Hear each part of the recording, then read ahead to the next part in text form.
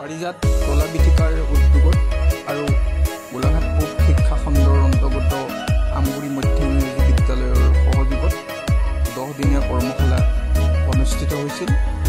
কৰ্মশালাৰ অন্তিম দিনত সৃষ্টিশীল নৃত্য, ঢোল, নেগেৰাৰ প্ৰদৰ্শন কৰিছিল ছাত্ৰ ছাত্ৰীসকলে। লগতে আৰ্ট এণ্ড ক্ৰাফ্ট শিকা ছাত্ৰ ছাত্ৰীসকলে তেওঁলোকৰ প্ৰতিভাখিনি প্ৰকাশ কৰিছিল। অন্তিম দিনটোত এই দিনটোত অঞ্চলটোৰ 1,500ৰো অধিক ৰাইজ আৰু ছাত্ৰ ছাত্ৰী উপস্থিত থাকি অনুষ্ঠানসমূহ সাফল্যমণ্ডিত কৰি তুলিছিল।